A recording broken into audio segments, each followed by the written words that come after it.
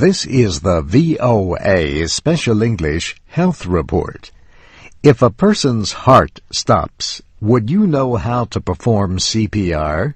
CPR, or cardiopulmonary resuscitation, can save a life and reduce the risk of brain damage from loss of oxygen.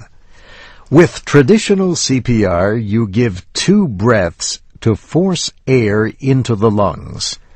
Then you push hard on the chest 30 times. You repeat these 2 steps until the victim wakes up or medical help arrives. But people may worry about getting sick from blowing into a stranger's mouth. Also, the training is easy to forget, especially during an emergency. And those without training may not do anything for fear they would do something wrong.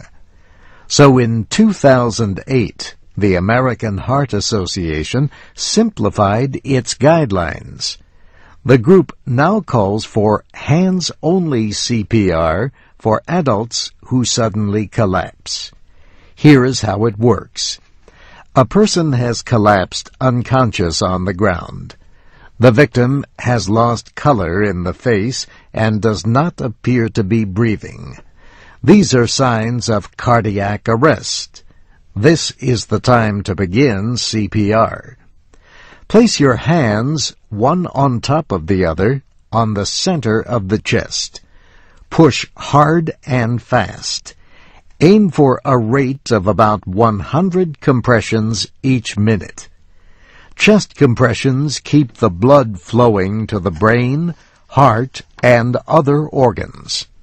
Guidelines from 2005 said only untrained people should use hands-only CPR.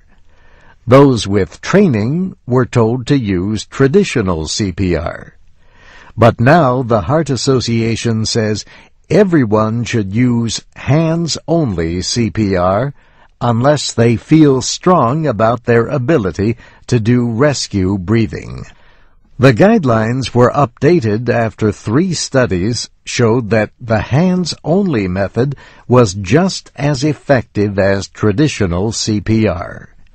Scientists say enough oxygen remains in a person's system for several minutes after breathing stops. But the experts say you should still use traditional CPR with a combination of breaths and compressions on babies and children.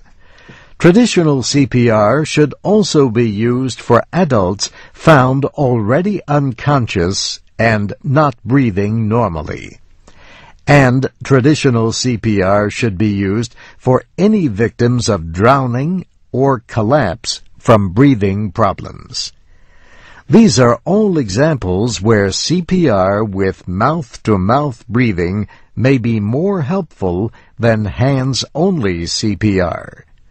Because there are many of these cases, people should still learn CPR with mouth-to-mouth. And that's the VOA Special English Health Report. You can learn more at americanheart.org/CPR. For a link, go to voaspecialenglish.com. I'm Steve Ember.